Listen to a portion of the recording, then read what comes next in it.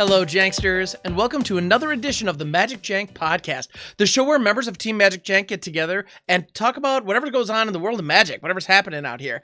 And this week is a special week, because we have Outlaws of Thunder Junction coming as we're recording this, pre-release weekend is just wrapping up, and we're getting ready for the arena launch on Tuesday. And boy howdy. Yeehaw. So my name's Graham. I go by MX42, and I'm joined by Carlo C. Fairverdo Jr. Carlo, how's it going, man?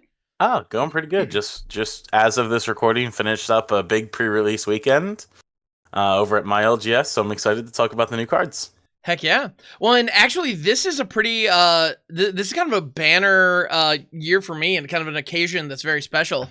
So it's funny, I've been playing Magic, I first started playing Magic in 2003, right? But being active at a local game store just hasn't been part of kind of part of the way I've engaged with the game until recently. Took a huge break, by the way. It's not like I was just avoiding people that whole time. But this was actually my very first in-person physical pre-release. Wow. Yeah, because when I was getting back into the game after a long break, I decided to, I decided to kind of get invested, pick up a couple cards, dust off my old collection, and then the pandemic hit. Yeah. And so I was like, well, all right, so here we are. So I haven't really had an opportunity to re-engage with that and really get involved. And I've been honestly kind of putting it off because being a streamer who's been playing Magic all the time is kind of weird to be all like, I've been playing for a really long time. Trust me, I know all the rules, by the way. This is my first pre-release. Do I need the app on my phone? Anyway. Yeah, it's been a weird dynamic, and I've been kind of, I don't know, getting in my own way about it and being a little embarrassed about it. So this time I was just like, you know what? I'm going to be in, a nearby town, Ann Arbor. They have a bunch of game stores. There was one that had a pre-release at a time when I could very easily attend. I was already in the area. So I was like, you know what? Let's do it. And it was great. I had a great time. Yeah, played some Sealed, met some cool people. And it was fun just being in a space with like-minded nerds, Yeah. And getting a chance to experience the new set. It was super cool. Yeah. I've been playing pre-releases forever. I mean, even back when the shops used to do, in my local game store, they don't do it anymore, but we used to have midnight pre-releases. So we'd go to the local game store on Thursday, midnight, ready for Friday. We had to wait till 12 every time. And we would just sit down and we would battle until 3 a.m. And what was really nice is right next door, if we waited around long enough and the store stayed open a little longer, it's Angelo's Diners, right next door, one of your classy, hometown, old school diners that was cash only, but opened up at 5 a.m. for the greasiest breakfast you could ever imagine. That sounds amazing. So we'd go from midnight pre-release action over to Angelo's Diner, and then, hey, some of us called out of work, obviously, on Friday, and just took the time to chill and relax, and then we were back for F&M for more pre-release. Dude, I love that. Oh, yeah. So that sounds incredible. We used to have them all the time, but now, the stores, especially post-COVID, right, setting up a bunch of different events afterwards. We're a smaller store, got what do we have, 24 seats maybe for each event, which is nice. It's chill. Mm-hmm. But it's always relaxed. My store does a pack per win. So 3-round events, super easy. Open up your sealed pool, jam 3 rounds. If you don't get any wins, you still get a booster pack. If you get 1 win, you get that booster pack. 2 wins, get you 2 packs. And then if you get 3 wins, you get 4 packs. But most people, GG it up. So they just split and play for fun. So everybody gets 3 packs if you go undefeated. So yeah, it's a nice, cool, chill environment. A lot of us are playing the new cards, obviously, for the first time. Some people don't read the cards beforehand and they use the pre-release to sort of soak it all in. Sure. I use the pre-release to try to make sure I understand the mechanics, and I still don't even get it right. At least not the first time. But I will say this pre-release was the second time in a row, because I only saw this with Karlov Manor, where we had people who came to the game store for the first time, that they started playing Magic on Arena and hadn't gone to an LGS, had never played Paper Magic. And they're like, I'm going to take what I've been doing on Arena, go to my LGS and play. And so we saw a lot of new players this time. And I got to talk to a lot of them, even though I was streaming the events from my phone, which is crazy to think about it. But so hopefully that captured some of the conversation. But it was a lot of people coming first time, never been. So it's kind of like refreshing to see that Arena is sort of doing its thing. Yes. Oh. Who would have thought, like, making that bridge to get people to play Paper Magic and not just the digital only game. But there's still a good amount of people who don't play Arena, and to me it's like surprising, but I understand. Yeah, I got to talking to one person and they were like, I just don't want to invest money into digital only cards, and I'm like, well, you don't have to. You can play free to play. I know a lot of people who do. But those same people were like, no, I'm cool. Paper Magic is like just for me, and that's cool too. Absolutely.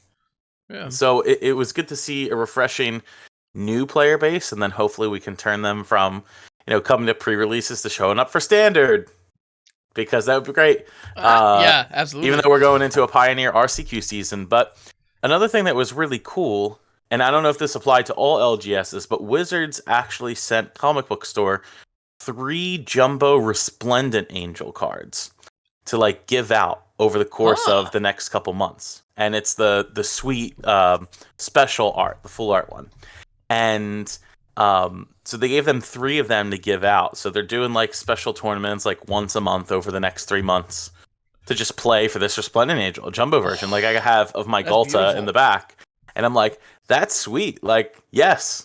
Do that. Yeah, like get people to come back to the LGS. Yeah.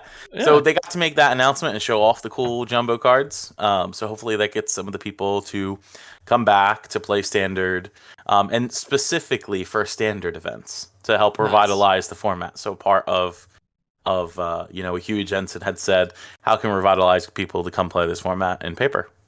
That rules. When it's funny, I had a second of like, wait, why Resplendent Angel for standard? And it's like, I forgot that this card is legal in standard, and it has been for some time. It's just awesome art. Like, who doesn't want to have that as a jumbo version? Like, oh my goodness, absolutely. I mean, well, and that's one of those the jumbo art, or the showcase art for Resplendent Angel. Honestly, I didn't even realize that was. Like, I don't know that I've seen this art before, but I mean, I would put that up as a poster with no context. Like, that's just a beautiful piece. Yeah. Yeah, super cool. So that was awesome to see. And overall, I played 5 events, 2 Friday, 3 Saturday, and then today I played a 2-headed giant with my brother. Heck yeah. And it was just to touch on the 2-headed giant piece for just a moment. What was exciting about other pre-releases and 2-headed giant stuff was that there were lots of cards that said each opponent. And in a set based on crime, where you got to target an opponent, you would imagine that there are less of those cards. And it's true, there are. Yep. But some cards that surprised me that said each opponent on it that I didn't realize in playing it regularly. There is a bird that's like a 1/2 for 1 and a black. And it says whenever you commit a crime, each opponent is taking a damage and you gain a life or something like this. Right. And I hadn't even realized that card. And it's a common. So we had like 3 in our sealed pool. Yeah, Raven of Fell Omens. There we go. So they lose a life and you gain a life. But it says each opponent. So their team takes 2. And then your team takes 1. Or gains 1, rather. Right. And so I had like 3 of these in our sealed pool. And just even though they only and thankfully they only trigger once per turn, but they only trigger once per turn. But as we see in this set, everything is pretty much committing crime, right? Even if you oh my goodness, target, the desert's coming into play and dealing the damage. One other card that we got beat by, Caustic Bronco. It's a rare, also a black card, and it's like 1 and a black. It's a 2/2. It says when it attacks, you reveal the top card of your library. You lose life equal to its mana cost. But if it's saddled and it has saddle 3, each opponent loses life equal to the card's mana cost. Gross. So we got attacked by this when it was saddled by a Vial Smasher, no less. And they revealed the 3 mana, 3/2, that when ETBs make a treasure. Our team took 6 before blocks, before anything else. And I'm like, wow. Like, this card's already a powerhouse in my mind. Like, I think this is probably borderline standard playable card. And we just got eternally wrecked by it. And I also love the image of Vile Smasher hopping onto a snake horse and Right. riding it into battle. Like, that's just sweet. Yeah. Exactly. Well, and I'm inclined to agree. I do think I did see some people in the streamer event last week, which I know we're going to touch on as well. Experiment with this. I know a couple of people were doing some black brews and put this in there, and it did work. Like, it looks good. Yeah. Yeah, the card is solid. I mean, if you're playing this in like in terms of standard, like playing in a Black X mid range deck, I mean, taking 2 mana to flip a removal spell off the top of your deck ain't all that bad. No. I mean, many of us have played with Dark Confidant, I imagine. So, if you were okay with taking, 3 damage or 3 life for a Liliana the Veil back in the day, you are probably fine taking 3 for Preacher of the Schism or Liliana the Veil, which is still in standard, off of this card, even if you don't get the saddle. So it'll be interesting to see how this card in particular impacts some stuff. But yeah, it's the one scenario that we hit with this card, and we're going to talk about it. It's probably going to come up with a lot. My cat's going after my mic. Sorry, everybody. The one thing that I expect with this card is the question of what do you cut for it? Like, yeah, it's a good card. I can totally see it working. Like Dread Knights can saddle it, all kinds of I can see how it fits.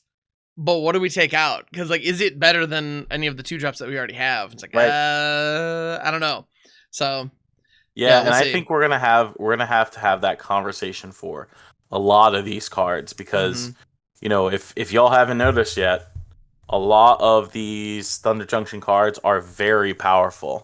Yep. I'm not talking about just power creep. I'm just talking about they are just powerful cards. And this is the second set that they've created in mind with the extended standard. Yep. You can see that through some of the cards that we've talked about in previous preview podcasts, right? Like Scorching Shot, the double red uncommon that deals 5 to a creature. Not only does that kill Shieldred, which remains in standard for a little over another year, but it also kills the new Selvala, which is a 4/5 for 4 mana, right? So taking into account in mind, those newer cards, but also older cards that they also hit. And that's what makes it difficult to include some of the newer cards, even though overtly powered, over the stuff that exists. Because rotation won't happen until September. And when that happens, that's when a new set enters the format. So we will get Bloomburrow, but then we will lose the 2 Innistrad sets and Kamigawa Neon Dynasty. And the oldest set in standard will be Dominaria United. Yeah, so, Capenna's also going to be. Yeah, and Capenna's out. Yep. So, do we have to wait until rotation for some of these overtly powerful cards to become overtly powerful? I mean, probably. Although it's really funny too because we see a lot of. Honestly, what I expect is when rotation hits, we're going to see a shift with a couple of the existing decks, and I suspect a lot of these powerhouse cards that don't find a home might create a new archetype that once the overall power level decreases just a little bit, maybe they can step up and play. I don't know exactly what's going to rise to the top yet, but I'm excited to find out. Yeah. So, yeah. But no, I agree. I think a lot of this set is juiced. There is so much just heat in this set. It's unreal. And I do think there are a lot of really playable cards that look really good that are going to have to kind of wait patiently a little bit to get their turn in standard anyway. Yeah. Yeah. Go ahead. No, the other thing you mentioned though, you touched on the idea of crimes only being committed once per turn, or the triggers only happening once per turn. That is a line of text that I think is one of the most frustrating, cards that are one of the most frustrating lines that can kill an otherwise amazing card really fast. However, crimes are so ubiquitous and they happen so often. Some of these effects, if they happen multiple times in a turn, the value you're generating is absolutely unreal and it would be just unfair. Yeah. And, the card wouldn't work if they didn't have it. Yeah. And so, yeah, I can appreciate that. One card that I had in my sealed pool that proved to be pretty darn good was At Knife Point. This one is a house. As long as your turn, all your outlaws have first strike. which is like Solid. shockingly relevant. That's very powerful. And then whenever you commit a crime, you create a 1/1 mercenary that has this ability to tap, give another creature +1/+0 till end of turn. Yeah. Or target creature you control. I guess you could target itself if that was relevant. But you can only activate it as a sorcery.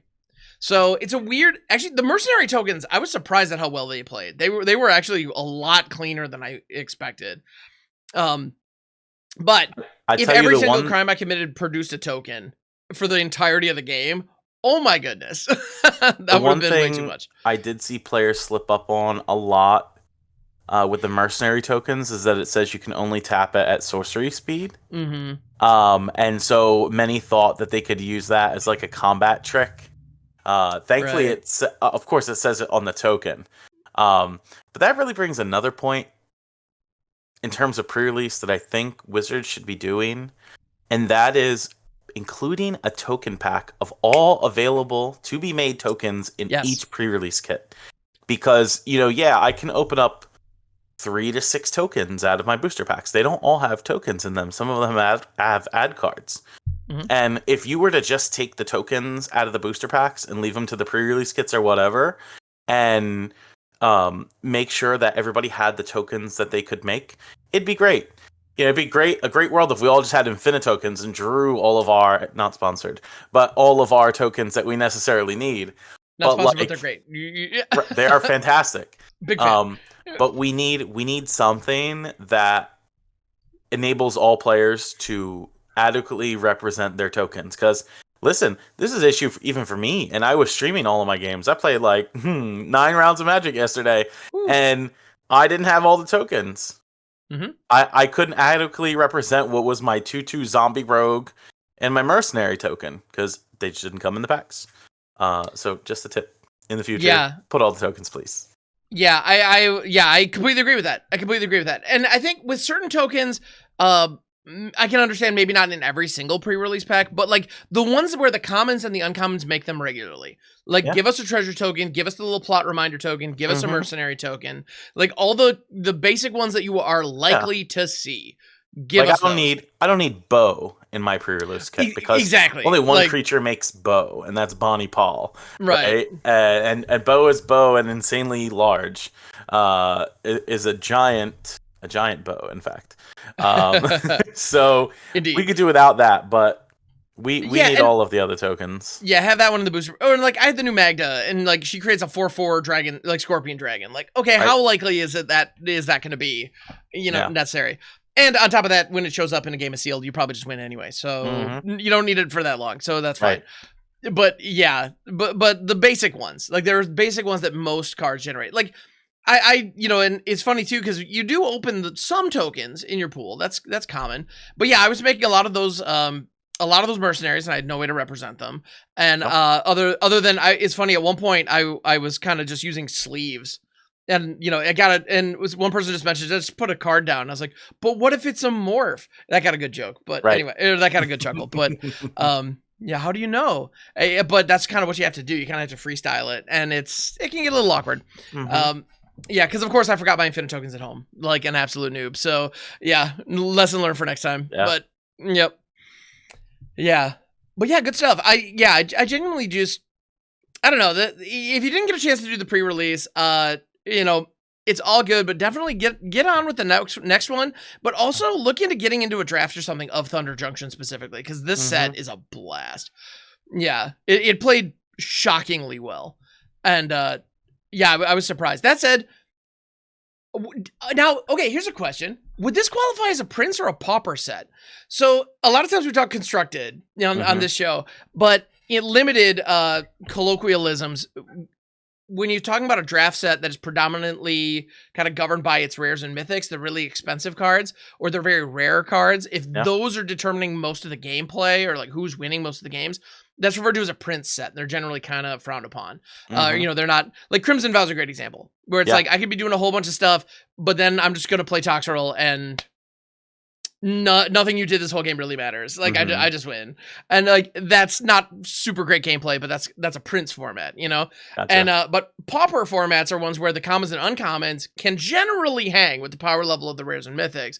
Bombs still exist because that's the state of the game, but but at the same time, if you construct a deck well, you'll be able to overcome even the biggest, craziest bombs in the set, potentially, if things go your way. Yeah.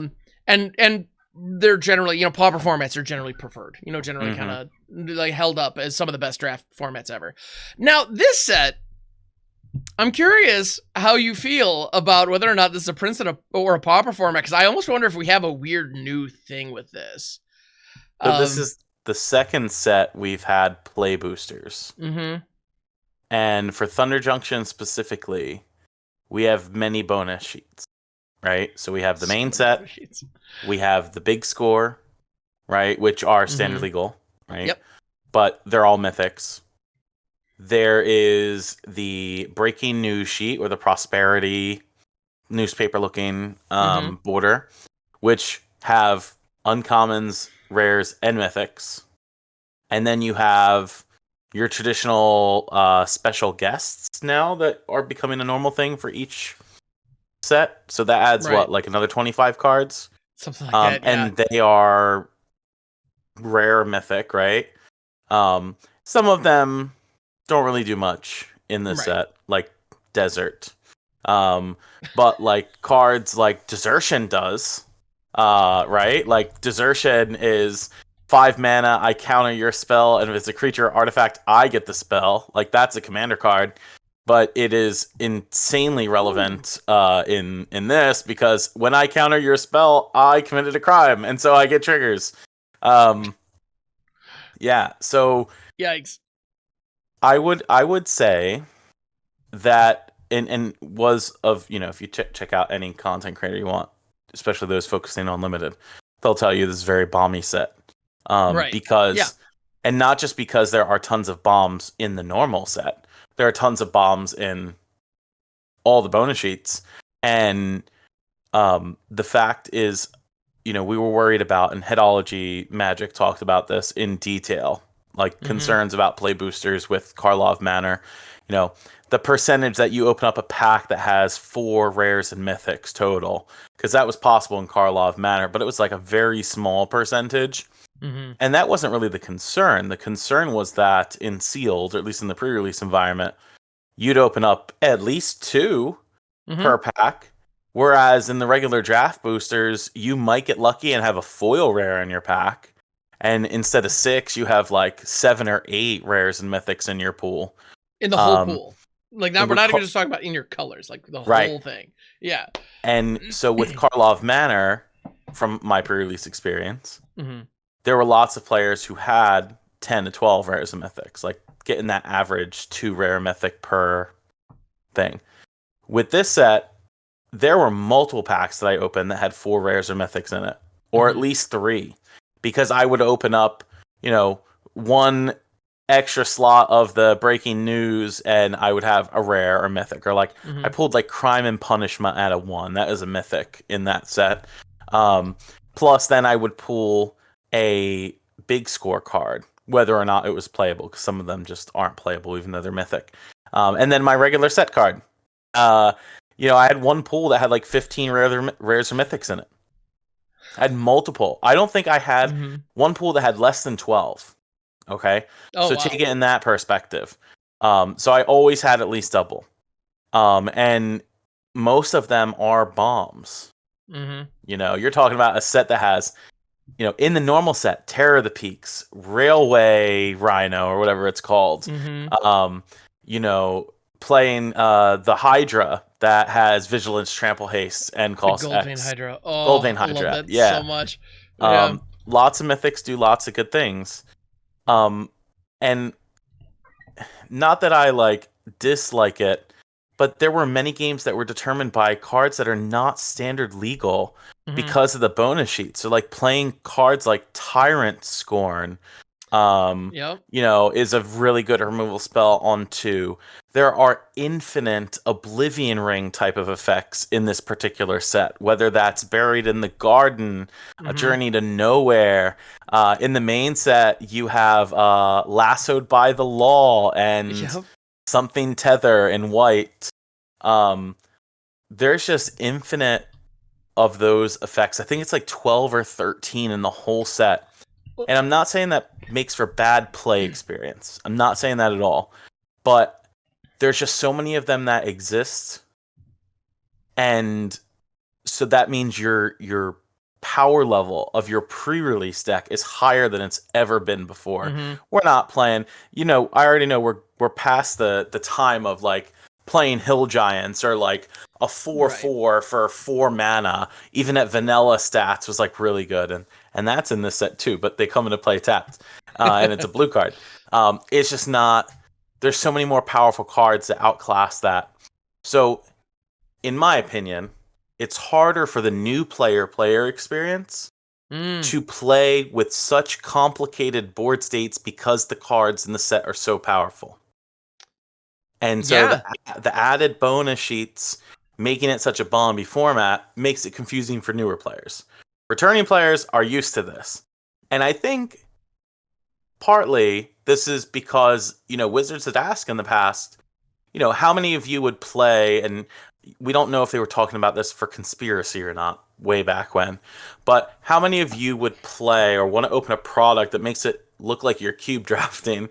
And I feel like we've gone away from, being able to take a box of Conspiracy and say, okay, here's the cube that I'm playing with, or the pre-made cube, to like these sets that are now very powerful when you're trying to draft them. Right. The draft play experience probably way different than what I'm describing, because obviously you're not having 4 rares of mythics. You're only drafting 1 card and you're passing another. Right. But like for a sealed deck to have that many rares of mythics in it, it's not great. And that means there's less of a reliance on your commons and uncommons to be good. To your original question, if it's a rares mythic set versus a commons and uncommons. And some of your uncommons in this set and commons are really good because they have to balance out the rares and mythics that are so powerful. Yeah. A lot of the new spree cards are very good. And I'm talking about the commons and uncommons. Your blue cards have the most powerful spree cards that, in my opinion, are out there. Phantom Interference, like you have on the screen. There's another one that like turns a creature into a 0/1 rabbit and draws 2 cards. And that's like 4 or 5 mana, I think, to do that. Where, I played in pre-releases where the days where I pay 5 mana to draw 2 cards at the end step, and that was powerful and limited. Now I can make your creature a 0/1 and do that. Metamorphic Blast. 3, 4, 5. 5 mana to do this. And there's some common ones that do it too. And I don't know that each color has a balanced amount of spree effects as much as blue does. And that's not me calling the color blue too powerful. It's just that the blue spree cards seem better than the others. That's fair. Yeah, and I'm kind of agree. Yeah, because we have things like, Shifting Grift is one of them that looks just genuinely silly. We've got there's a lot, but at the end of the day, three steps ahead is a rare that I believe we've talked about before. It's it's canceled with sets of mechanics, but those sets of mechanics are like really juiced. So I'm kind of agree. I feel like the spree mechanic really shows off in blue a little more than the other colors. Yeah, definitely looks that way. Yeah, so overall, like I said, the play experience was good for the pre-release.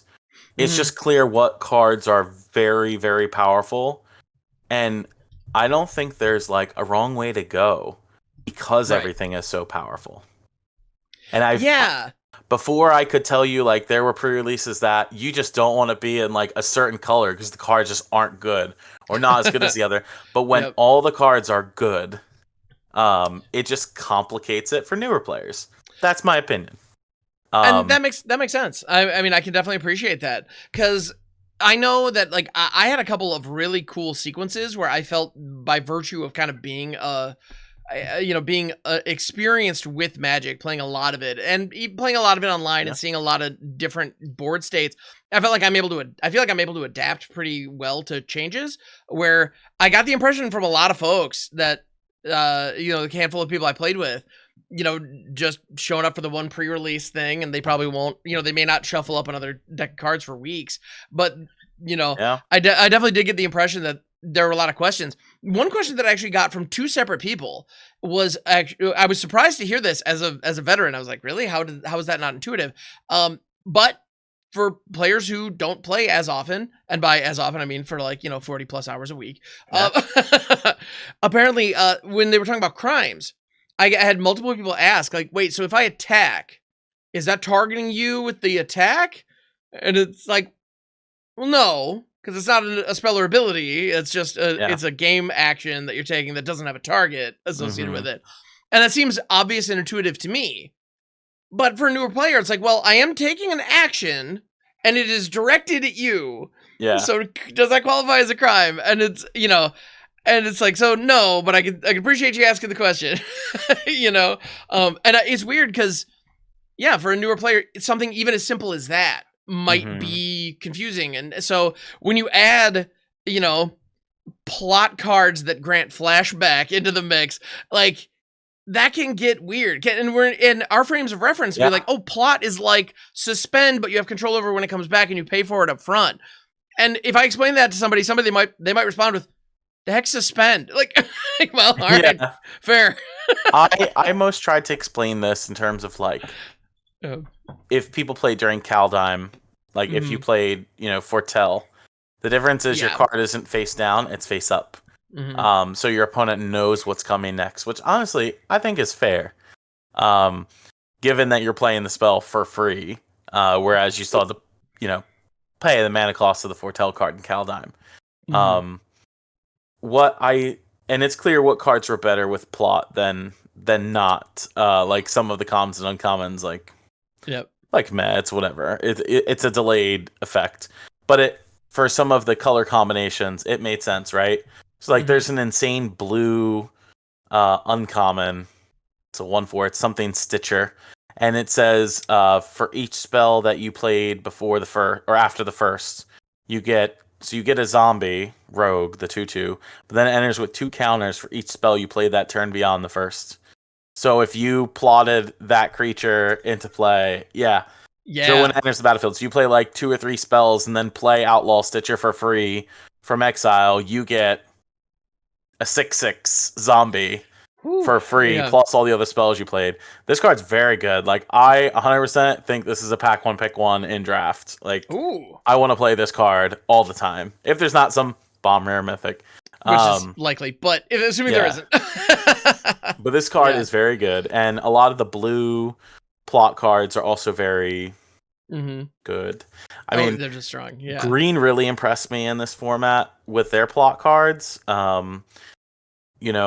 You had cards like the Trailblazer. It's like 3 mana. It's a 4/2 that lets you draw cards when creatures of power 4 or greater enter. I wonder if that's constructed playable, but I don't know. I saw a lot of people playing it during the early access event, so maybe maybe there's a chance. Yeah, Outcaster Trailblazer, 4/2 for 3. Plot is also for 3, so it costs the same either way. But when it enters the battlefield, you add 1 mana of any color, which, like, that ability outside of a plot card wouldn't really be valuable at all. Right. But on a plot card, that is so, like, I love it. And then whenever another creature with power 4 greater ETBs, you draw a card. Yeah. It's just the idea of plotting it on 3 and then on turn 4, casting it for free, getting the mana, then dropping a 5-drop. It's the same thing as casting a 3 mana. Search your library for a deck, for a land and put it on the battlefield tapped. Like, you don't wrap the land, but you still get to cast the 5-drop on the next turn. And plus you get a 4/2 body that might also draw you cards. The question is, in constructed or in standard, is this better than just playing like Pelucranos on 3 and having this big 4/5 body? Who knows? But I like it. I think I saw a lot of players playing green cards in this event. Green has a lot of mana dorks in this particular set. There is like the Saddleback that adds a green or 2 mana for a mount spell or vehicle spell. Hello, that means on turn 3 you can play a 5-drop mount card. Intrepid Stablemaster. This card is great. Yeah. Mount or vehicle. It's backwards compatible with vehicles as well, so that's fun. Well, so you had the Locomotive for 5 mana in this set that lets you crew and create treasure tokens. So like let's go. Yeah, the ramp just continues when you're able to do that, and that card crews for 1, and is a big beefy powerhouse. So, yes, Yeah, Luxurious Locomotive, 6/5 for 5 mana. So if I go turn 3, land, cast this card, the next turn somebody's taking 6, and I'm making treasure tokens. Yeah, holy cow! That train be going choo choo. And I love that crew, man.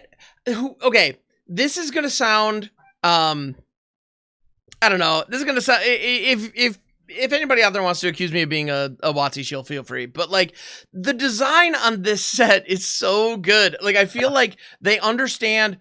Like, the impression that I get is that the designers and the testers who worked on this set understand the nuance of interaction and were willing to get a little funky in those spaces. You know, like, for example, crew 1, activate only once each turn. Like, why would I care about a crew cost only being able to be activated once per turn? Well, whenever it attacks, you create a treasure token for each creature that crewed it this turn. Yeah. Well, so what's stopping me from doing something with Vigilance? You know, crewing it with like one of my mercenaries or something small that doesn't matter. Yep. And then have it attack, and with that trigger on the stack, crew it again with everything I have that's also attacking. Like, that little ways to kind of abuse the system like that, you'd be able to pull off if it wasn't for that crew once per turn clause. You know, I love that. I think that's such a clean... It's 90% of, you know, gamers are probably going to look at that and just go like, well, that's stupid. You don't need that. But the competitive players are like, oh, dang it. You know, they got me. Yeah. And I love that. I just think that's really clever. And you see it, you know, like, plot behaves differently than other, like, there are cards that just do stuff that we haven't seen cards do before. Yeah. Because of plot. And I don't know. I think it's perfect. Like, I absolutely adore this set. You know, like, even Interrupter is one that I keep coming back to. I think this card is going to be the real deal. And just the idea of countering your opponent's spell, but letting them, but it gets plotted, so they can just free cast it on a later turn. But this also has the ability, but also attacks as exiled spells. I don't know. It's like, it's such a simple thing. When this card, actually, I was thinking about, if I have this in my hand and I have the mana to cast it, and my opponent casts an Atali, Primal Conqueror, how do I handle it? And if they tap out to play an Atali, let me specify. They tap out to put an Atali Primal Conqueror in play. Because you could cast the Aven Interrupter and exile the Atali. Good. And if I'm able to attack back for lethal, there are some situations in which that's going to be the correct play, obviously. Mm-hmm. But I think there are some situations in which you let the Atali resolve and then cast this in response to its trigger. And so they don't get any of the spells because they have to pay 2 extra for each of them. Right. Like, I love that. And also, when they're cheating Atali in play, they can't do that. Exactly. Right? Yeah. Yep. It's little things like that. I don't know. This was made by people who clearly understand Magic on a very fundamental level, and it plays really well. And yeah. Getting creative and getting, I don't know, understanding how the stack operates, understanding how sequencing. Good sequencing is absolutely paid off in this set. Like nobody's business. Yeah, there were a couple other ones. Like, when we talk about crime payoffs, is one that there's a divination in this set that costs 1 less if you've committed a crime. Yep. Which is such a little detail, but I had a couple of turns. Yeah, seize the secrets. I had this in a hand with, you know, 3 lands, and one of them was a desert. And I realized, oh wait, I can cast 2 untapped lands and turn 1 or 2 play, you know, go about my day. Yep. And then on turn 3 play a desert, ping, and now this only costs 2. Still draw 2, yeah. Pay 2, draw 2. You know, keep a full grip going into turn 4. Like, and get a tap land that, you know, a tap dual land on the battlefield on turn 3 and still have that be meaningful. Like, that's such a simple example, but like, those little things, if you're looking for them in this set, they're there. Like, you will be rewarded. I love it. I think, I don't know. I can't stop. I had a phenomenal time jamming this set. And, but the other thing I find funny, sorry, to kind of get back to my earlier question, I'm derailing myself even. Like, how good is this? Yeah. But anyway, in a limited environment, I agree that this set is very bomb heavy, But it's also interesting because it's also bomb dense. Like in a lot of Prince formats that we've seen in the past, there have been a handful of cards. There have been like 3 or 4 bombs where it's like, if someone gets one of those, that's the game and nothing you do matters. But with this, I feel like there are a lot of really good rares and mythics, and the number of rares and mythics in every pack. It's like, it's not going to be a question of, did you get a bomb? Or, you know, did I not get a bomb and did you get a bomb? It's, is my bomb better than your bomb? Like, I feel like you build around the rares you get, at least in sealed. That's and it's, are yours better? Yeah, and like, I know for me, like the one that I opened that just single-handedly won me at least 2 of the games, like without anything else, was Rakdos the Muscle. But at the same time, I had an opponent in one game who drew a contamination engine. Or a contagion engine. And killed me with that. And Rakdos was on the field for like 3 turns, it just didn't matter. Yeah. Yeah. So I don't know. It was one of those where it's like, I got out-bombed. And they played very well and were able to create a lot of aggression that I couldn't quite answer. But in any event, yeah. But yeah, so it's funny. Like, I got my big bomb on the field at a good time, but it still wasn't enough. And the funny thing is, in that particular game, there was the Contagion Engine, which was a huge piece, but there was another card that probably isn't on anybody's, you know, radar aside from the most hardcore limited players. It was Bounding Felidar that actually ended up beating me. And the funny thing is, my opponent played the Bounding Felidar because they thought I had a counter spell, and they were ready to have this countered to make way for something else because they had a Terror of the Peaks. Imagine the limited format. and yeah, they were trying to pull a counter spell, but I had a Mindbreak Trap in my hand, which requires 4 mana. And I only had 2 open. And so I was totally faking the 2 mana counter that I just didn't have. And so they played this to bait it. And it ended up just completely beating me up. And it was great. So yeah. It's wild, man. The amount of crazy cards in this set. I will never forget, and I still gotta go back and like make a highlight of it. I was playing against, I don't know if you know who King Gex is on Twitch, but anyway, Comic Book Store is also his local game store. He plays limited all the time with like Isaiah and does peeps and keeps and stuff. Very cool. So I'm playing against him. I play against him like every pre-release. So there's a turn where I top deck my splashed Villainous Wealth. Ooh. I Villainous Wealth him for X equals 5, hit Terror of the Peaks 3 creatures. GG. Dude. Like, yeah. why is this happening in Thunder Junction? I don't know, but these are the cards that they give us to play with, and sometimes your Villainous Wealth is exactly that, the biggest crime that you could possibly commit, I suppose. Because I don't know about you, but when I sign up for a pre-release sealed, I really just want to be playing Pioneer. That's just, you know, or playing Janky Modern. I don't know. Like, it's wow. It was good. The one thing I do miss that I wasn't able to do was open and cast Cruel Ultimatum, because I said to myself I wanted to be able to do that in this particular pre-release. It's like Jam Grixis, like what could be the biggest crime, and my opinion was Cruel Ultimatum, because it's on the bonus sheet, but we didn't get it.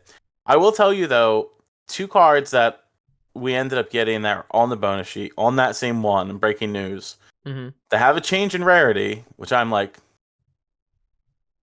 I understand why Path to Exile is, because Path to Exile is upgraded to rare in this set. Okay. But Skullcrack was too. And I'm like, is it because they don't want that to regularly come up in people's boosters under that sheet? Just say can't gain life, 3 damage to a player or planeswalker. Has to, I guess, be the answer to that. But as a rare, this card is like not playable. Like, I don't think you would normally play this in your limited deck. So I don't know why it's on the bonus sheet at all. It would. Yeah, that deck would have to be crazy aggressive. Like if I'm in a situation where I can reasonably in sealed somehow produce a mono red deck, maybe, but like that pool is an anomaly. Yeah. So, yeah, I don't know. I mean, it arriving to, I mean, I'll go ahead and put the conspiracy theory hat on for any listeners who are out there thinking it.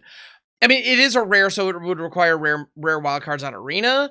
And I know, like, mono red in, you know, some older formats on Arena could really benefit from this. So, is that a thing? Maybe, historic or timeless burn players, have been wanting this, so maybe that's a thing. Mhm. But even that I doubt. I suspect the rarity is because there are plenty of uncommons in the There are. in the breaking news sheet that are kind of in a similar boat.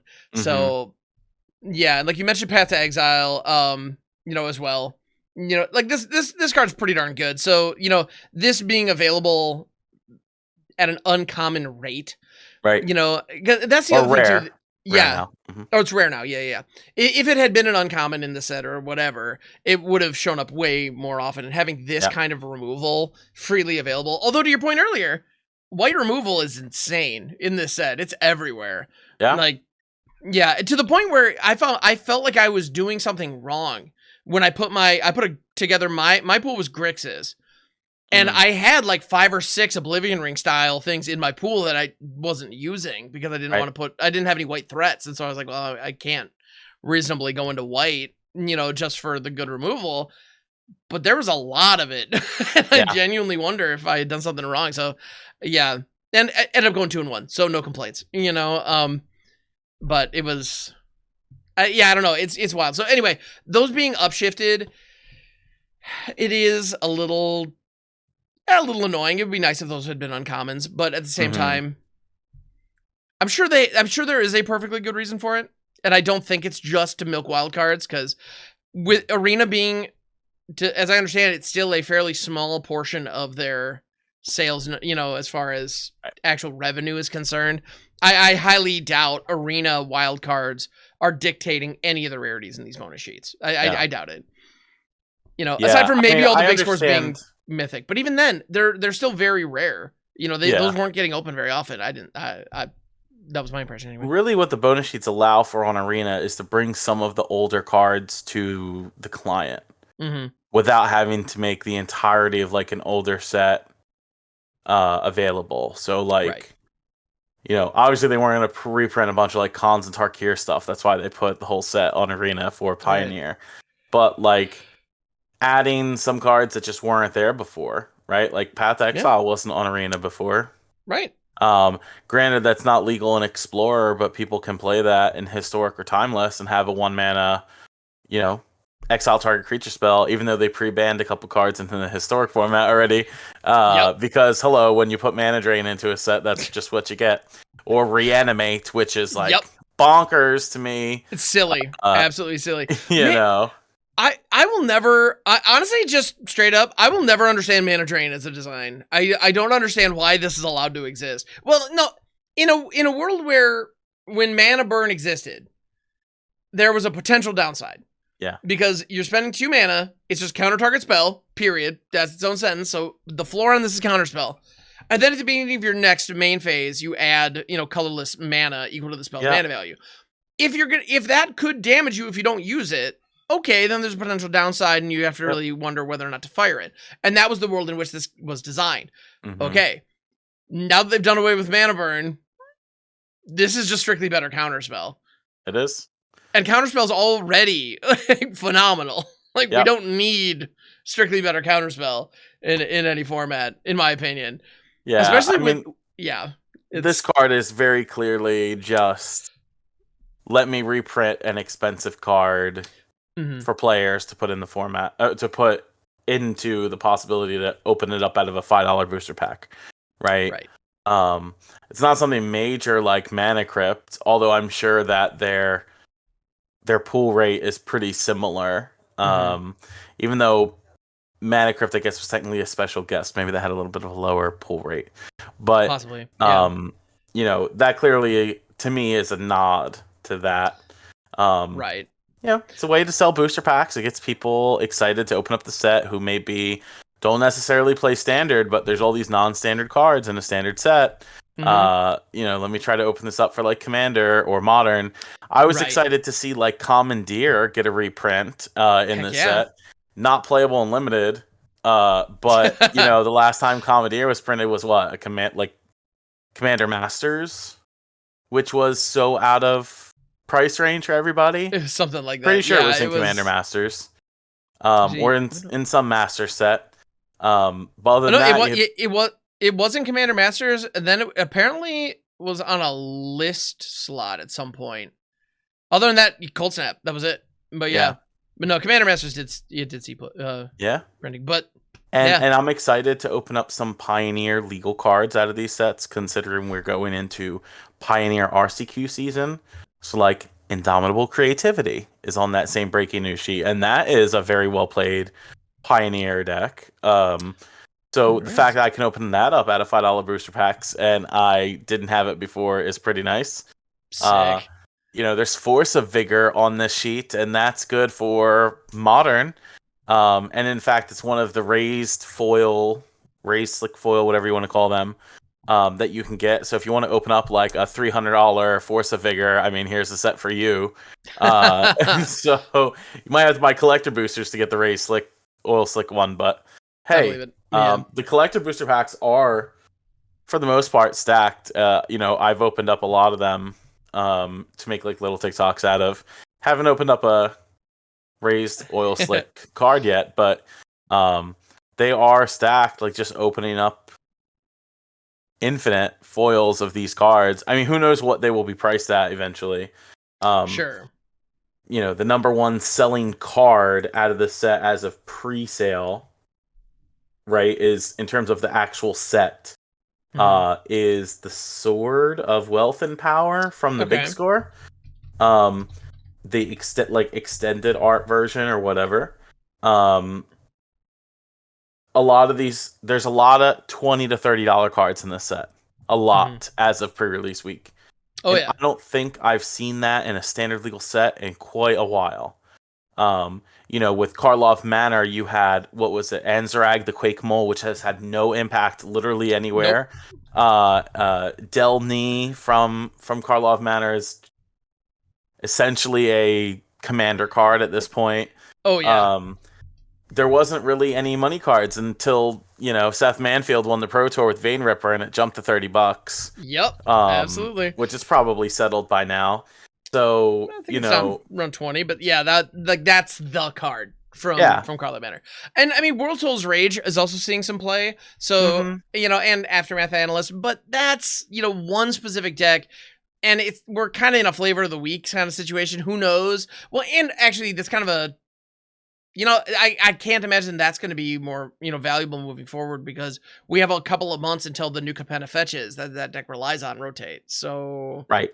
Yeah. And, the only other thing that's really going to define standard going forward, aside regular, your arena ladder and Magic Online challenges, the end of the month, we have a standard Pro Tour that's happening in Seattle. So we will be able to see what cards, if any, break out from Outlaws of Thunder Junction into standard. And then after that, it's DreamHack Dallas for the standard regional championship at the end of May. So you're going to have a nice month, solid, after the Pro Tour, redefinition of what's considered the metagame, to hash out on Arena by the time it comes to, DreamHack Dallas. So, will people be playing Sword of Wealth and Power? Will they be playing Oko the Ringleader? Who knows?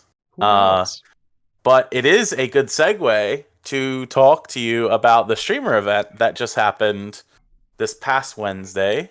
Heck yeah. As of this recording, because we actually got to play with some of the new cards. We did. It was really exciting. Yeah. and a ton of fun. So there were a couple of and so this time around, so if you're not familiar with the Streamer Early Access events, there's something that was just done in the past for a number of years, and they took a break. They didn't show up for Murders of Karlov Manor, presumably because, it's some unfortunate business stuff. We've talked about it in the past. We don't need to dig that back up. But in any event, they decided to bring it back, and it was a new team that was making it possible, and there were some changes. So normally in the past, they were 24-hour event where streamers and content creators got access. We basically got God accounts on a private server that had launched the set ahead of time, so we could play with whatever cards we wanted. And they didn't have full collections, but they all loaded up with 500,000 gems and 999 wild cards or something, just an absurd amount of just in-game currency. So we could easily just craft whatever. And it was funny seeing some people would go whole hog and like get all the cosmetics for their deck too, because why not? And like Why that not? was fun. But in any event, it's an event that is a short window, this time only 10 hours, where certain folks were given an invite, certain members of the community who have these channels were given an invite to participate. This time around, the invite pool was significantly smaller than it's been in the past, and and so a lot of very deserving people did not get those invites. I'm just gonna, that is what it is. And they're looking at, and even the team who was doing the event acknowledged that. They're looking at expanding it, for future events. So rock on. That's happening. That's great. But so one thing I noticed is I was playing a lot of the same people repeatedly just because the pools were relatively small and queue times were a little longer than they've been in the past, which it's all part of doing business. However, one thing that I noticed was when I was playing against folks, a lot of the new cards were showing up in a lot of decks, which was not always the case in previous early access events. And people were really showing off what the set had to offer. And there were some goofy decks that people brought to the party that were just very memorable and super fun. And I think a lot of them will probably never see the light of day as actual competitive decks, but boy, howdy, there were some fireworks. So I know what cards and what interactions and kind of what plays I remember that I want to talk about, but I'm going to kick it over to you. So what are some of the, I don't know, what were kind of your highlights from the event? What do you want to talk about from there? Where do we want to start? Yeah, so typically what I've been doing since I had invites to these streamer events from a couple sets ago, I just take it upon myself to want to highlight what the community that watches my channel wants to see. So every streamer event I've played viewer created decks with the new cards. Of course, the stipulation is your deck has to have a bunch of the new cards because it's not fun. And I saw some folks doing this at the streamer event, and I'm not going to call you out here, but like, it's not for taking a meta deck and adding new lands to it. Let's just put it that way. It is for highlighting mono red and adding Slick Shot Show Off and calling it a new deck. Yeah. Like we already know Slick Shot Show Off is a good card. I'm ready to jam this card 100%. 100%. Like, but we don't need to go like turn 1 Kumano faces Kakazan, turn 2 Slick Shot Show Off. Like, yeah, is that an idea you needed to test? I think we all know that was going to be and it's whatever. Probably slower than just Phoenix Chicken Infinite Monstrous Rages. Like we got to play a bunch of viewer created decks, which I was excited for. We like built a couple together as a community just to have something in case we didn't get enough submitted decks, but we got plenty. Nice. I wasn't able to play them all, but I was able to play one that was submitted by each person who wanted to submit a deck for it. So that was great. That rules. Some of them, we started out with some which were very heavy in terms of having those cards.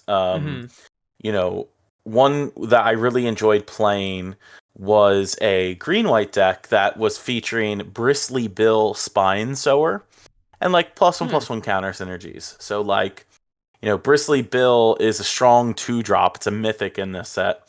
And it has the ability of landfall, right? So when land enters battlefield, you put a count on a creature, pay 5, double the amount of +1/+1 counters on each creature you control, which is so powerful.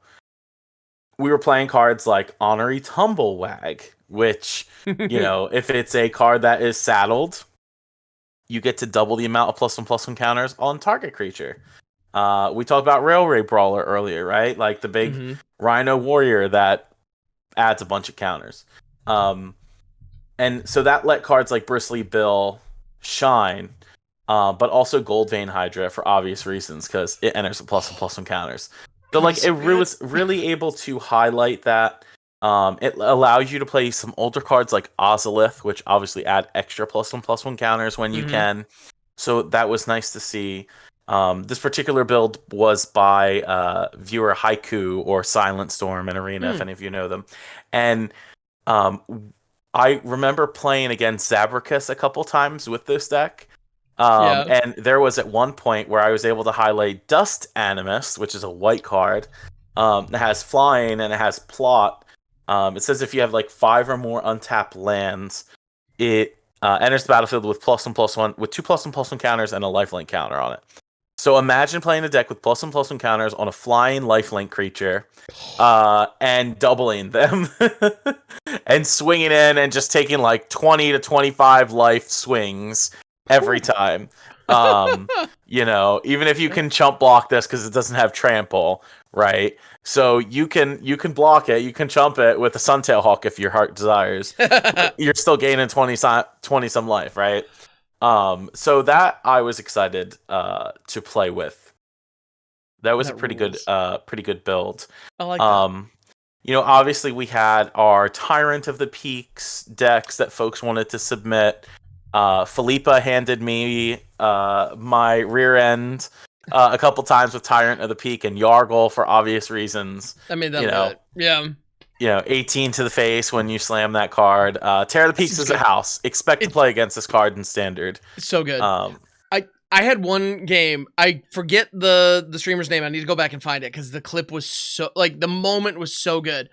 They were playing an Is It deck, and I didn't really know what they were up to. But on turn 3, they plotted Visage Bandit. Turn 4, they plotted Visage Bandit. So they had 2 of those plotted, just tucked away. I was like, what's going on here? I don't know. And I'm just doing my thing, getting some attacks in because they don't have a board presence. Like, all right, I think we're gonna be fine.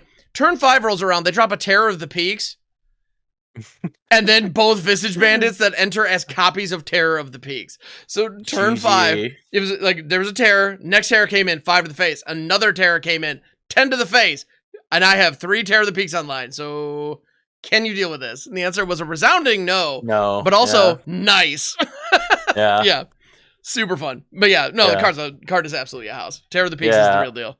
Yeah, I 100% expect to see Terror of the Peaks decks. You know, you could go the obvious route and play like push pull, which Can't a go lot wrong. of like the Rakdos Reanimator decks were doing anyway. Mm-hmm. So that way, if it hits the bin, you can hit it. Or you know, you play this and then you reanimate like two Carnosaurs or something and get 2 spells plus deal 14. Like nothing wrong with this. Nothing to see here. It's completely fine and standard legal.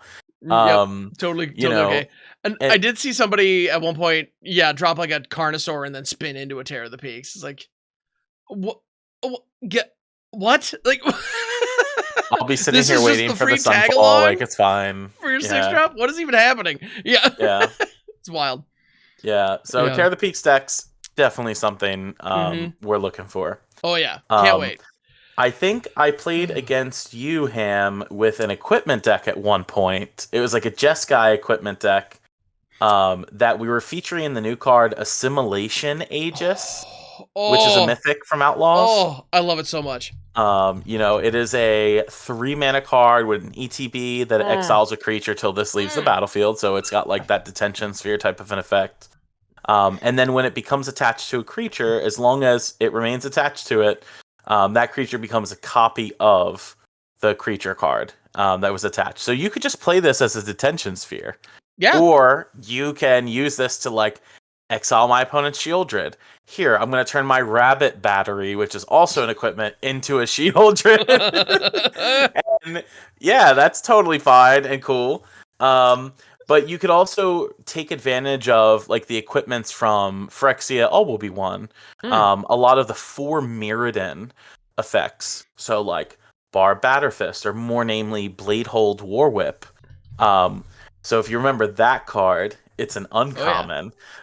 It says equip creature has double strike, and it's 3 mana. It creates for you a 2/2 double strike right away, right? But it says equip abilities you activate of other equipment costs 1 less to activate. So if you're playing like the newer equipments, like Lava Spur Boots, which has an equip cost of 1 and gives your creature +1/+0, haste, and ward 1. Because, you know, we're still putting ward on all of these different cards. Yep. Or if you want to play the Lost Jite, which is an equipment that costs 1 and also has an equip cost of 1. They become free to equip at that point. So why does all of this matter? Well, you might remember Nahiri Forged in Fire from Aftermath, which has affinity for equipment and lets you cast more equipment from the top of your deck. So this allows for like Nahiri to find you the Aegis to exile something, and then Nahiri gets haste and gets big and double strike. You know, so it lets you play some old favorites from like Phyrexia All Will Be One. You get to play Aftermath cards other than Nissa, and you know, just have a good time with some of the new equipment cards. That sounds like fun. And if you're really feeling feisty, you can play that slick shot show off in this deck too, and cast these equipment spells, attach them to this flying haste creature, and you are good to go. That sounds really good. Yeah. So I apologize for the whooping that I gave you. It's okay. It's okay. It's okay. Honestly, no. When I comment about my appreciation for Assimilation Aegis, that is like very real. I love this card. I think it is like shockingly strong. So I know I had it in a couple of my builds, and there's at least once when I hit an Atraxa with it, and then immediately turned a creature that had already been on the battlefield for a turn into an Atraxa and swung immediately back. Like, for 5 mana, that's insane. Like, that blowout is wild. Yeah, so, honestly, no, I think the card's great. I can't even be mad. Yeah, no, don't... when I get beat up by equipment in Standard, I can't be mad, because it's equipment in Standard. Like, if that's viable, make it happen. Yeah. And I don't remember if I was playing it for that match or not, but I know I had a deck that used Assimilation Aegis as well as the Simulacrum synthesizer. Oh, yeah? And, yeah. This thing, I think, this is one of the big scorecards that I'm very high on. I think this is going to be a thing. Somewhere, in some format, people are going to like it a lot. And I had a couple of turns where it was, synthesizer on one turn, then Aegis the following turn, I'm going to remove your big threat, and I rock out a Construct. Yeah. This is feeling good. It's powerful stuff. So, yeah, it's a 3-drop that creates the, Saffron Olive beat me up with this card. Yeah. And they were playing like a blue-red artifact deck with there's like another 5 mana card on the big score sheet that like gets rid of lands. Like, it's also land destruction. What? And I don't remember that. I was like, am I playing against Strider Stone here for a minute? And the answer was no. It was definitely Saffron Olive. And they kept making a bunch of constructs by playing multiple, because that artifact isn't even legendary. It is non-legendary, and that lets you keep casting or keep putting into play. Yes, Territory Forge. Territory Forge. Exile target artifact or land. The answer was my lands got exiled. Of course. And then it says it had all activated abilities of the exiled card. So, that was fun and exciting. This is also not legendary either. So, this was pretty cool. I think where the Simulacrum will shine, and I'm surprised I didn't play against any of it, is probably, there's been like a tier 2.5 blue-white artifact out there, deck in Standard anyway, that wins with like Fabrication Foundry and Thousand Moonsmithy. It takes advantage of a lot of the cool artifacts from Ixalan. And I think that this card in particular shines in that deck, because all of your payoff artifacts are 3 mana or higher, and even if you play like Thran Spider after this, you get a Thran Spider on 3, a Power Stone to ramp you, and you get a Construct. And the Construct sees the other 2 things that you just put down. Like, it's doing all the things. It's great. Yeah. Yep. Yeah. No, I do think the synthesizer is going to be solid, and there are a couple of things about it that I think are really important. One, it can trigger multiple times in a turn. It also doesn't care if you cast the artifact spell; it cares if it's entered. So if it gets if a spell gets counted on the stack, okay, it doesn't count. But if you do like a Molten Duplication or like a Reflection of Kiki Jiki copy on not Standard obviously, but like, on an artifact creature, that enters and it triggers. Yeah. So those kinds of things I think it adds up, and I think it counts. And so if you do this with like Skitterbeam Battalion, which I've seen like some artifact decks shortly after Brothers War came out using that as one of their finishers already. So maybe it's time to revisit that with this in the mix too. Because if you drop the prototyped, Skitterbeam Battalion, it produces 2 copies of itself. So 3 artifacts have now entered the battlefield, and with 5 mana, you're going to get 3 constructs. There were a couple of games where I got like 2 of these out, and I would just like trigger an Esoteric Duplicator, sacrifice it, and get a copy at my end step. And then like on the next end step, I would get the copy, and then just like a bunch of these artifacts would pop out. There was one situation where I had like 5 or 6 11/11 constructs chilling on the board. Like, it gets out of hand really fast if a snowball can get started with it. So I think the synthesizer, it reminds me of Shark Typhoon, but it only costs 3. It just forces the deck to be a little more specifically artifact based. Like, it's a little more narrow in the homes it can fit in, but in those homes it's going to be really good. Yeah, and I think now, as a result of cards like this, like that exist out here, I think you're gonna see a lot of like your red base decks that are for sure playing Brothers at End again. Oh, If they stopped playing it, just because it answers all of these cards, or at least the majority of these cards that are the problem. Just use the artifact side of it. So at least there's checks in the format for some of these newer cards. I do like, for the most part, that we have cards that are making these tier 2.5 decks maybe creep up a little bit on the scale there, further diversifying Standard than it already is. I know for the last couple of weeks, Standard's been like, I don't want to say stale. I don't think Standard's stale at all. But there's been a very clear dominance of like Dimir midrange over the last couple of weeks, just like on the ladder.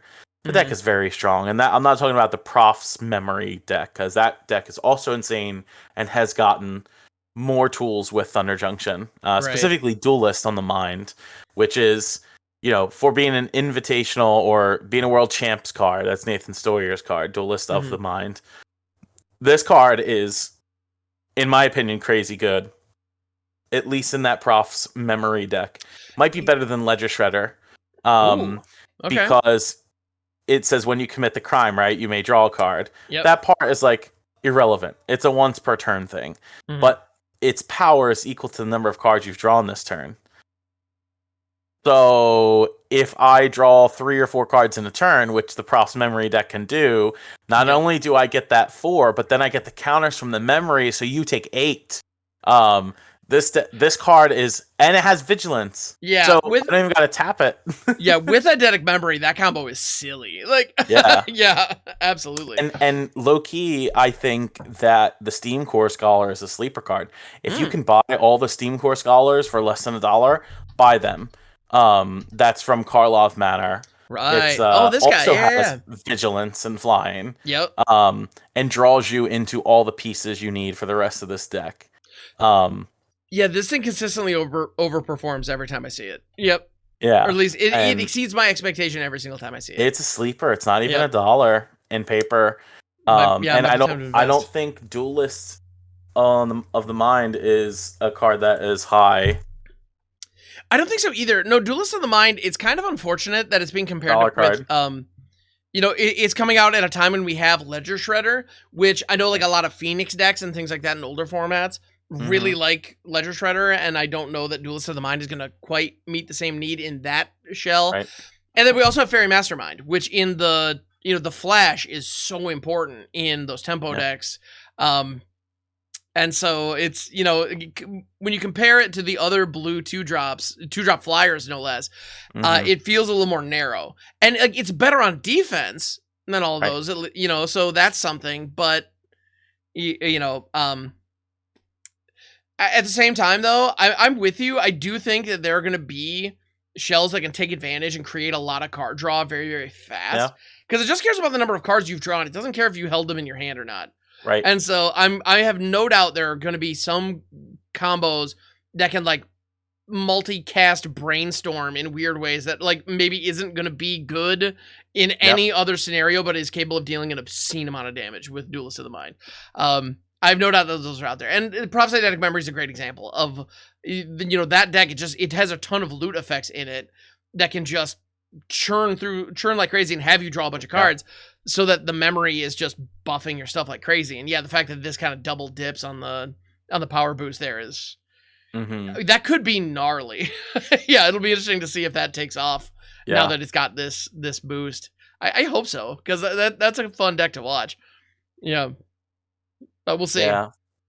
The other really fun deck that we played with, we never got like a final version of it, but we worked on a deck together. It was like a Naya Legends deck, trying to take advantage of the card called Annie Joins Up. Annie Joins Up is a 4-mana enchantment. It's like 1 in red, green, white. It's legendary, so take that into account. But it deals 5 damage to a creature or planeswalker when it ETBs. So it does help deal with Shieldred. But the second ability says, if a triggered ability of a legendary creature you control triggers, it triggers an additional time. So, like, what cards were we trying to, like, take advantage of? And one that over overtly performed was a Nimpakal, Oh, Thousandth Moon, because you yep. get double trigger to put counters on top of it and make gnomes. We were playing fun cards like Bruce Tarl, which does make some Oxen that may or may not have double strike. I love it. We were playing Munjak, Glory Dominus, because an Impakal and Bruce Tarl both make tokens, so why not double them? I love it. And we were trying out some Roxanne, Starfall Savant, because it makes meteorites that deal damage when they enter the battlefield. So why wouldn't you want to make double meteorites and have Seems double good. triggered abilities? And of course, for fun, we were also playing Mirror Box from Kamigawa Neon Dynasty. You got all these Because legends. if we're playing a bunch of legends, I want to play more than one copy of these on the battlefield. Heck yeah. And surprisingly, we played Annie Flash too for flavor's sake because it's 6 mana. But it also reanimates like your 3 drops. So like a Nimpakal, you can bring that back. On 2, you can bring back cards like Kellen from Ixalan, because that's a legend on 2 that has triggered abilities to help you find cards. You can bring back like Squee if you wanted to go that far, Adeline if you were trying to play that in the deck, just to reanimate those early threats. And it was a good time. I rarely got to any Flash people, but I did play a couple Roxannes against folks and an Impakal win. So all in all, it was a really fun deck to play. I don't know how good it would be in the actual standard format, but trying to take advantage of the newer cards to play and see how they meld with some of the older cards, just for fun's sakes, seemed great. That's fun. Yeah, Annie Flash is one of those I would love to find. Yeah, because that ability of being able to return a permanent with mana value 3 or less. Yeah. I just read that and it's like, there is a broken combo here. I just need to find it. There is. And what I think it is, granted, again, streamer event, we were trying to play newer cards. Yep.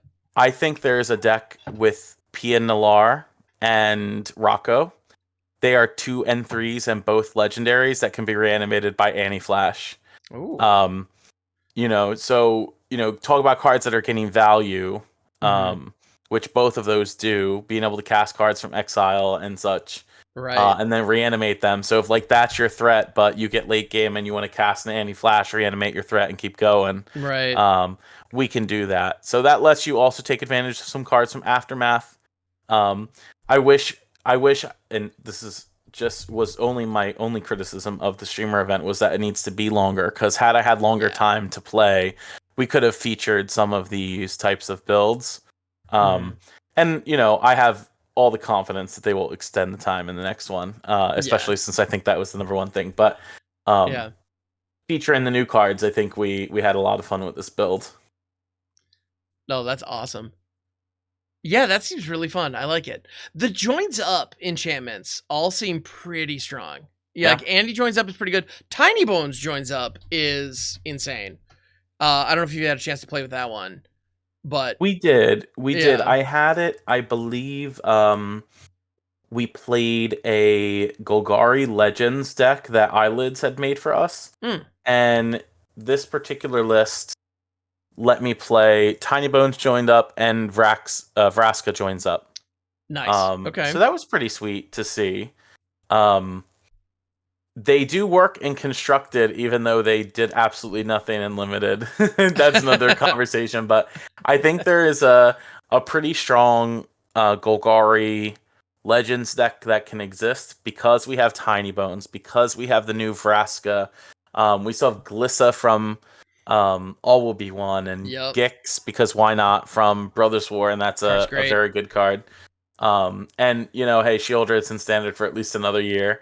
I think the only non-legendary in that deck was Mosswood Dread Knight, and that's just because it's a value powerhouse. To draw a card or play as a 3/2. Oh, you don't need to justify that to me. Yeah. But imagine having like Vraska's join up out with Glissa Sunslayer. Already your opponent doesn't want to block Glissa, right? So you already get the draw card, lose a life, plus you'd get the draw card effect from Vraska joins up. Oh my so goodness. Glissa turns into effectively draw 2 cards, lose 1 life.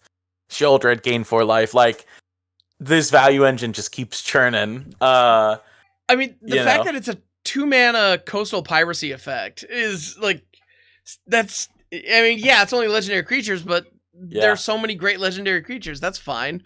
Yeah. Well, and also just having it on Death Touch. I think Death Touch is such a just wonderful pseudo evasion mechanic. I love it. I love like, I know when like I like doing ninja stuff every so often, and sometimes I will put 1/1 Death Touchers in my ninja decks because it's like, yeah, this could be a flyer, you know, but are they going to block a Death Toucher? Probably not. Right. But and then I have an added bluff potential. Like, maybe I'm sitting with a handful of swamps. You don't know. I'm attacking you with my Death Toucher. Do you want to risk a ninja or do you want to block this? It's, I don't know. It's fun. I love Death Touch. And so this gives you an added bonus. And we see it with Glissa specifically, you know, where it's, you know, she has the Death Touch and First Strike, because why not? But it has that. And so it's good on defense, but when you attack, is the trigger going to come through, or are you going to, you know, do I get the trigger, or are you going to sacrifice something effectively?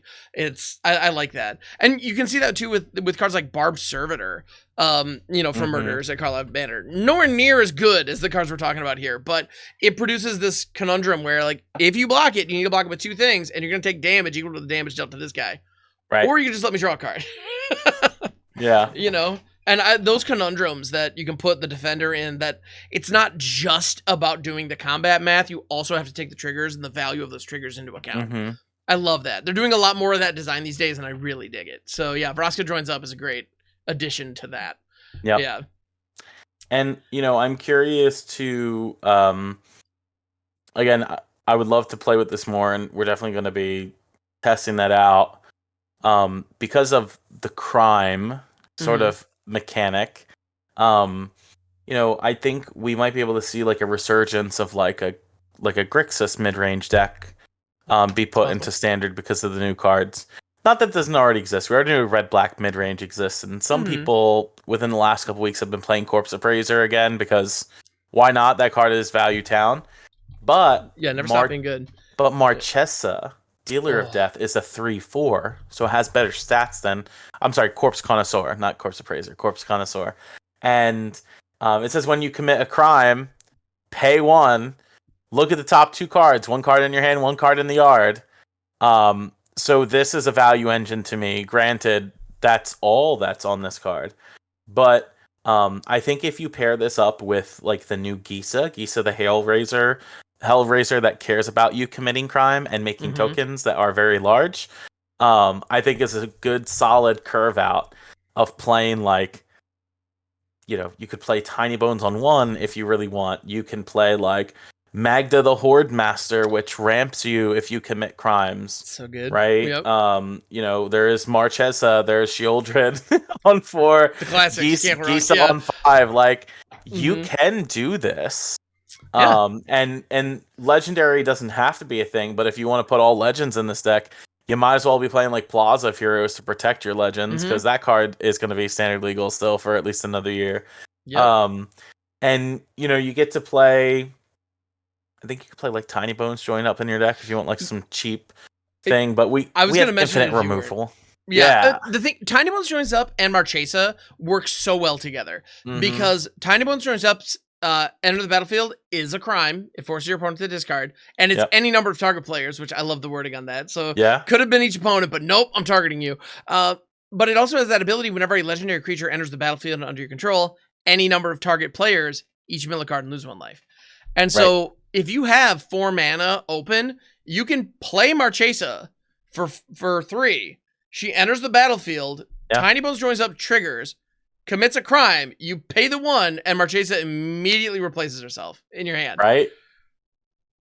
That is something that I did pull off in the streamer event. I had a Grixis like crime deck, and it definitely wasn't fully optimized. Like there was a lot of, you know, just generic good stuff from the current standard that I tried to avoid.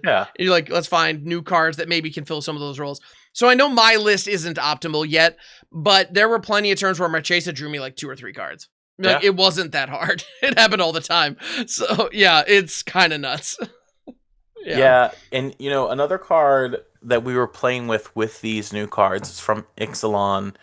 Um, it is the 3-mana card that makes a skeleton. I think it is called.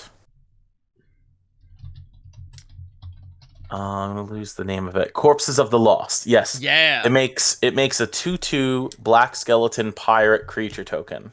Mm-hmm. Okay.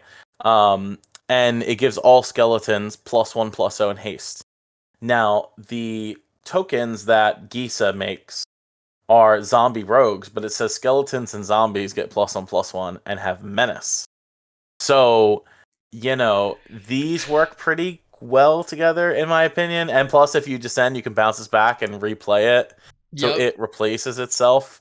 We enjoyed playing a mono black deck that did this and got to play Case of the Stash Skeletons from Karlov Manor. Mm-hmm. So it's like turn 2 skeleton, turn 3 skeleton. Try to get up to turn 5 for Gisa, which, surprisingly, we were also able to jam like Rush of Dread and Bloodletter of Aclazotz in this deck for the whole turn 4, turn 5 possible kill. Because, that's the thing. I'm curious how much of that we will see. I can't imagine much. Listen, we already have Bloodletter of Aclazotz Mindlink mech that you could do in Standard before Rush of Dread printed. So, you could kill your opponent already on turn 4, which is earlier than the Rush of Dread kill. Just people weren't doing it, right? I saw it a couple of times, but it wasn't super common. Yeah. But Rush of Dread is just a solid, good card by itself without Bloodletter of Aclazotz. That's the thing. At the end of the day, both of those cards, that's when you're looking at combos, there's a question of, does the card stand up on its own? Even if I don't get my combo together. And there are plenty of combos out there where the answer is absolutely not. This needs to work in conjunction. But the Bloodletter Rush of Dread combo, if you're doing just a good black aggressive strategy, you're happy to have Bloodletter along with whatever other threats you have. And Rush of Dread is just good value regardless of what's around it. But if they happen to align, you can just one-shot blast your opponent in the face and call it a day. Imagine if you had this and Invoke Despair in Standard. Good thing they banned that card. Yep. It's been fun, everybody. Wow. That'd be nuts. Oh, yeah, absolutely silly. But yeah, all in all, good stuff. We can see how powerful the cards are. Oh, yeah. By themselves, if we wanted to play, just Thunder Junction block format. I mean, these cards stand up in a standard format by themselves with just lands added to them. 100%. And I think you could take a whole deck just full of Thunder Junction cards with a good land base, and you can compete with any standard deck that's out there. And if you don't believe me, you can let me know in the comments below. 100%. Let us. Yeah, absolutely. Put us on blast if that's. But honestly, the power level in this set is that good. I think. Maybe some of the removal pieces, there are better options or whatever. But at the end of the day, it's just really, really strong. And so I'm curious, in that skeleton deck, were you running Forsaken Miner by chance? Oh yeah, this card is great. You don't care how many times this card dies. It's, a 2/2 just for 1 by itself. Even though it can't block, it's still a 2/2 for 1. It's a 2/2 for 1. It attacks through most things. It attacks through specifically like Blood Tithe Harvester in the red-black decks. Because it's just an X2. I don't care if my 2/2 skeleton trades with your vampire, but you're going to be kind of upset if I play cut down to kill your creature and reanimate my 2/2 for 2 mana. Exactly. Yeah. Yes. Exactly. I'm gonna attack this into your Bloodletter or your Blood Tithe Harvester. We're gonna trade, and then when you play your Deep Cavern Bat, I'm gonna cut it down and get my miner back. Right. Nice Deep Cavern Bat, right? Awesome. Good work. Yeah. This card is great. It's good at any point during the game. And if you happen to get Gisa out, then it is a 3/3 that can't block with Menace. And so good luck stopping me from casting a removal spell with 6 mana out and reanimating 4 Forsaken Miners. Yeah, I think mono. So I played I saw a couple of Corpses of the Lost decks in the early access, and they always, if I was trying to line up against it with creatures, it just didn't work. Yeah. It just didn't work. The amount of power that deck's capable of putting on the battlefield, and the fact that it pretty much all has menace is nuts. Yeah, it's pretty impressive. And yeah, Forsaken Miner is a great card, which is why I asked, because I think this card is insane and a huge kind of buff to the old kind of gutter bone style skeleton or persistent specimen style effect. It just is really, really stinking good. And and it kind of highlights something that I love to see and something that I like to follow. So when we talk about power creep, or when people talk about power creep, it takes many forms, right? And a lot of it is nostalgia, and man, the things that I used to do couldn't work today. Whatever. That is what it is. I'm a victim of it. I do it. I do that myself. Victim of, perpetrator of it, whatever. Anyway, I absolutely get it. But we can talk about how powerful the super bombs are, but one of the things that I find fascinating is watching some of the commons and the uncommons, the role players, watch them evolve over time. And I have to point out a card in this set that I got 2 of in my sealed pool, and I was very happy. But do you remember when Raging Goblin was like the one of the like really good 1-drops?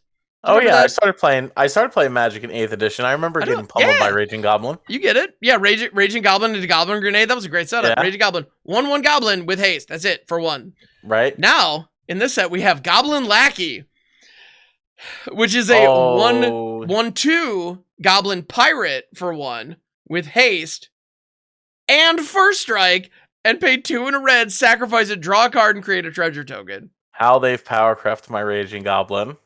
Like, Raging Goblin's been obsolete for a while now, but like, holy cow, the difference, the upgrade here is really startling. Yeah, this card was amazing and limited, by the way. Like, even if you just played 1 in your deck, worst case scenario, if it lasted around till turn 3, sack it, ramp yourself to turn 5, and it was great. Yeah, no, it's awesome. Well, and just having a 1/2 body, I mean, the number of times that just slows down your opponent's early aggression, or you can get in for some chip damage before your opponent's set up and ready for it. Like, and that stuff adds up. So yeah, no, like, very good card. I think it's really strong, but yeah, I always find the upgraded Raging Goblins, things have been getting progressively better over time, and look where this is the draft. You know, this is the draft common Raging Goblin these days. Yeah, it's wild. And it's a pirate. They even gave it another creature type. I know, right? It's got 2 good relevant creature types. So if they've come over, they've walked the Omen path into Thunder Junction, and all of a sudden, it's interesting too, because like, I've played a couple meme pirate decks, like, just for fun. Sure. Like on the ladder, and we were playing the Tomb Raider before this, which is also a 1/2, but it only has haste if you have an artifact. And it's like, this card is just substantially better than that card. My goodness. Yeah. Yeah, no, Goblin Tomb Raider was already looking decent. Yeah, 1/2 for 1. Only haste if you had an artifact. So you played this card on turn 1 and it does nothing. It's just a 1/2 for 1. Instead, I can play the better Goblin Pirate on 1, attack you turn 1, and then, I don't know, ramp to some 5-drop that I need to play on turn 4. It's silly. It's just silly. There's one criticism of this card that I did see on social media that I appreciate. So the image is of a goblin that is clearly one of the Ixalan goblins that are basically like clearly kind of simian, the kind of monkey features. And this one has a very large tail visible just off to the corner of the screen, and it's holding a sword in each hand and a sword in its mouth. You know, One Piece Romanova Zoa style, and but the tail is fully visible within the frame. And it is not also holding a sword. Potentially missed opportunity. A 4th sword would have worked.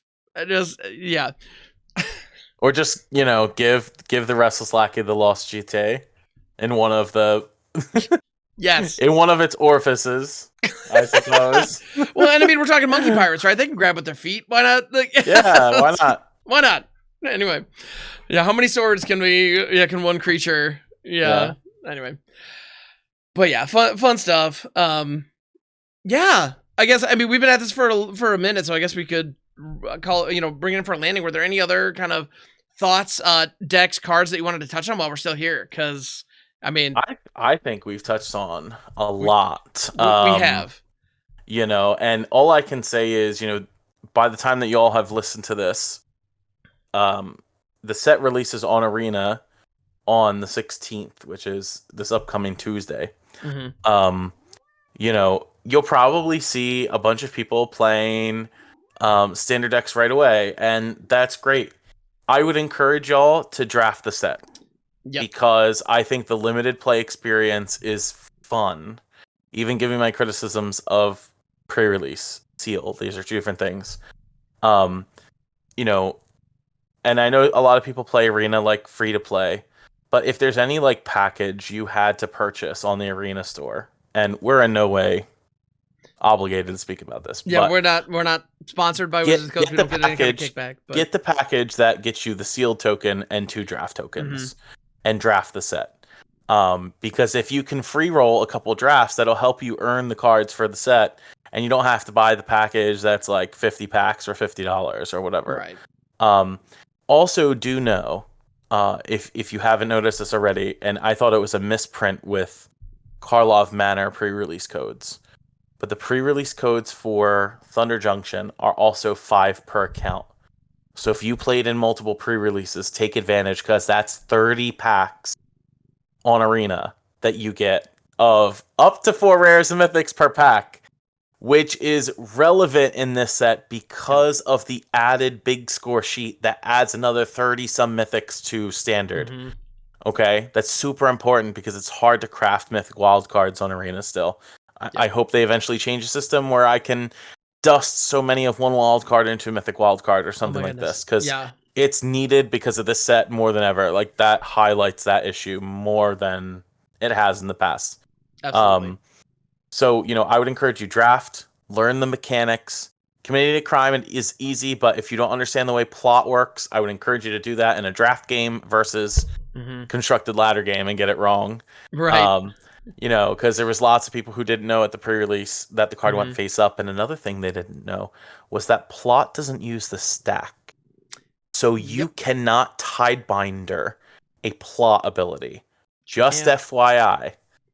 So don't build decks thinking that you can do that. You cannot counter the plot activated ability. Yes. Doesn't use the stack. And the flip side of that, though, for anybody out there playing like mid-range decks, look at a couple of plot cards and think about how they could line up against counter decks.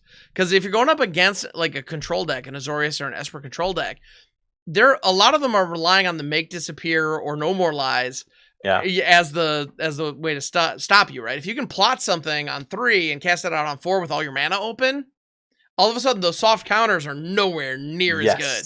So, and you might get them to waste their turn 2 by not giving them anything to counter because you're plotting or whatever, you know. So that interaction, I think, is huge and can really change the way that the way that we approach the game. Anyway, so, but yes, those are great interactions. Very key. You got to know that stuff. Yep. Yeah, I mean, I know we'll be playing a lot of standard, of course. You know, I plan on Tuesday to do just a whole day of drafting, and I haven't done that in a while. Just to, you know, so viewers have the better chance to understand the way that these new cards are working. And then it's to Bruin for the rest of the week. So, you know, what can we do? What are y'all's ideas? Share with us your ideas. What are the most the cards you were most excited to play with from Thunder Junction? Let us know that in the comments below. Absolutely. And then, of course, you know, without saying, check us out when we're live, because we're going to be playing a lot of these new cards. You know, we don't just do this podcast. We also stream live on Twitch, which those links are below, and also make YouTube content. I know Ham does a lot of YouTube, and I've been kind of lazy with mine. I'm trying to do a lot of YouTube, but I'm also not. I'm the production's not where it needs to be yet, but we'll get there. Yeah. But we're going to be featuring like a lot of deck techs in the next coming weeks. So if you want to check out what we're thinking, what some of our viewers are thinking, maybe it aligns with a thought that you might have had, and you're like, okay, well, what kind of direction do I have to go to make this work and jam, and what can I add to these ideas? You know, the beauty of a diversified standard is that anything is possible. So I would encourage you to check us out in the coming weeks, so that way you see what's going on. Absolutely. Yeah, some of the best ways to get our attention and kind of share your ideas. Obviously, you're welcome to leave a comment. You can join the MagicJank Discord server. We also have personal Discord servers. Feel free to jump in those. But catching us when we're live and sharing those ideas with an open dynamic community. I know both of our Twitch chats. I love just some of the just some of the mad genius that comes out of those chats is absolutely fantastic. So definitely, folks out there, jump in and let your voice be heard, because I have no doubt that you've got some amazing ideas and we want to hear them. So yeah, good stuff. But yeah, all those links are down below. Yeah, Carlo, when are you streaming these days? When can people expect to see you live? Usually like 4 days a week, sometimes 5, depending how frisky I am during the week. But typically I do like an 8:30 p.m. to like 12:30 a.m. slot on Twitch. So you can catch me over at twitch.tv/cfavredo_junior. The link's below. Usually I do a more competitive night on Mondays. It's called Metagame Monday. So we take a look at some results from Magic Online and Arena. What winning deck lists were they? And we just try to like vote on a deck to jam for the entire stream. But the rest is all viewer created content. So you'll see me like Tuesday or Wednesday or Thursday, typically one day on the weekend. So yeah, about 4 days a week. Love it. Yeah, and I'm over there 5 days a week in the mornings. So if you're on Twitch on the evenings, Carlos got you. In the mornings, I got you. Yeah, starting around 7:30 a.m. Eastern Standard Time. And yeah, I'm over there doing something similar. And it's funny you mentioned the draft, because I did pick up the bundle for the draft tokens, which I haven't done in a while. But I'm gonna be playing a ton of draft as well, which is something I don't do a lot on stream. But this set. Honestly, this set is just full of bangers. The limited environment looks like it plays really well. I can't wait to actually draft it, because like sealed was a good time, but the draft dynamics are going to be very interesting, and I can't wait to see how it all shakes out. And also the sheer volume of rares and mythics, I'm very curious how those are going to move around the packs. I have a sneaking suspicion too, if you don't even like limited at all, and you just don't like draft, but you have a draft token or two on your arena account, just save them for like 2 or 3 weeks after the set has come out, and then hop into a draft, because the number of rares and mythics that are not good in draft that will just come your way that you can just farm for your collection is probably going to be pretty darn high. Like the hardcore drafters not taking the unplayable rare is something that happens, after a little bit of time has settled and everybody's collection is stacked. So just a heads up on that. You might get some value out of that, even if you don't bother playing the games, even. Because this set is loaded. It's absolutely loaded. So, but yeah. So with that, thank you everybody for tuning in. We really appreciate it. Yeah, this has been a fun little deep dive into Thunder Junction, and we're gonna keep talking more about Thunder Junction as we go, because we've got a lot more experiences to come. We're gonna be drafting, like we said, and then also brewing like crazy. So if you want to hear more about those thoughts as we go, please subscribe to the channel or follow whatever it's called in your podcast app of choice, because it's available on YouTube as well as in podcatcher apps everywhere. So thank you so much, and have a good one, everybody. Catch you on the next one. Later.